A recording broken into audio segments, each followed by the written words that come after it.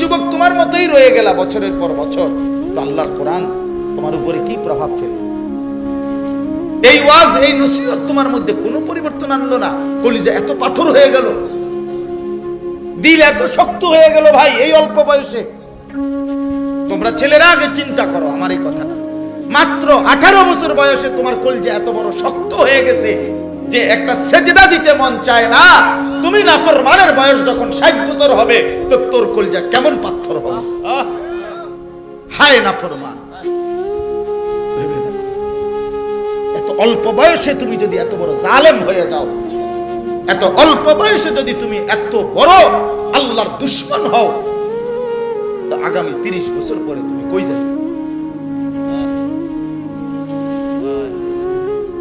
চিন্তা করেন, ইনসাফের সাথে ভাবেন। এত অল্প বয়সে সে এমন গাদ্দার।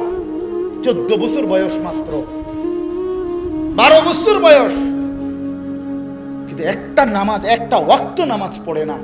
আরে মুসলমানের বাচ্চা এত বড় অসভ্য কেমনে হল? মুসলমানের বাচ্চা এত বড় নিকৃষ্ট কেমনে হল বলেন?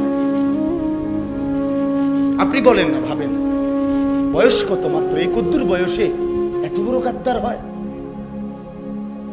আল্লাহর সাথে এত বড় বিদ্রোহ!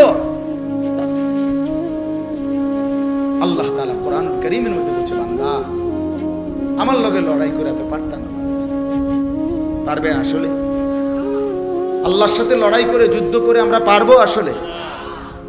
তো আল্লাহর হুকুম অমান্য করে কার সাথে লড়াই করছেন?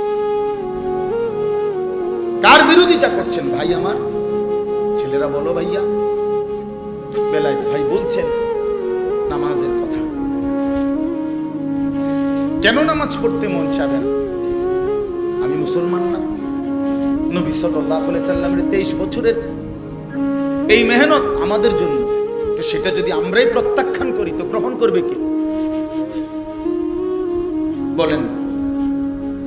নবীজি সাল্লাল্লাহু আলাইহি সাল্লামের চুল, দাড়ি, লেবাস, পোশাক, হাঁটা চলা, খানা পিনা, আহার নিদ্রা, পেশাব পায়খানার সুন্নাত, এগুলো যদি আমাদের পছন্দই না হয় তো এই নবীজির 23 বছরের মেহনত কার জন্য? কাফেরের জন্য না, হিন্দু বৌদ্ধের জন্য। তো তাহলে বলে, একটা ছেলে বলো ভাই, তুমি একটা বারো নবীজি সাল্লাল্লাহু আলাইহি সাল্লামের মতো কোনো কিছুই অনুসরণ করলা না, তো তুমি মুসলমান পরিচয় দেওয়ার পরে তোমার কাছেই ভাল লাগে না ইসলাম, কোরআন, তো ইসলাম কার জন্য? কার জন্য? আল্লাহ তাআলা, খোদার কসম, আল্লাহ জিজ্ঞেস করবে হাসরে, এমনি ছেড়ে দিবে? আয়াহসাবুল ইনসানু আন ইউতরাকা সুদান। রব্বুল আলামিন বলেন, মানুষ তুমি কি ভেবেছো আমি তোমাকে এমনি এমনি ছেড়ে দেব? না বান্দা, এমনি এমনি ছেড়ে দেব না। আল্লাহ তাআলা বলেন, আহসাবুল্লাহু ওয়া নাসু। বান্দা মনে রেখো, আমি তোমার জিন্দেগির প্রতি ঘন্টা, মিনিট, সেকেন্ড গুনে গুনে রেখেছি, যদিও তুমি ভুলে গেছো, তোমার যদিও মনে নাই, কিন্তু আমি রব্বুল আলামিন গুনে গুনে রেখেছি বান্দা, একটা সেকেন্ডও আড়ালে নাই। ওয়াকাফা বিনা হাসিবিন। আল্লাহ বলে, বান্দা তোমার হিসাব রাখার জন্য আমি আল্লাহ একাই যথেষ্ট। ওয়াকাফা বিদুনুবি ইবাদিহি খাবীরান বাসীরা। আল্লাহ বলে, বান্দা তোমার প্রত্যেকটি গুনার খবর রাখবার জন্যে, দেখবার জন্যে আমি আল্লাহ একাই যথেষ্ট।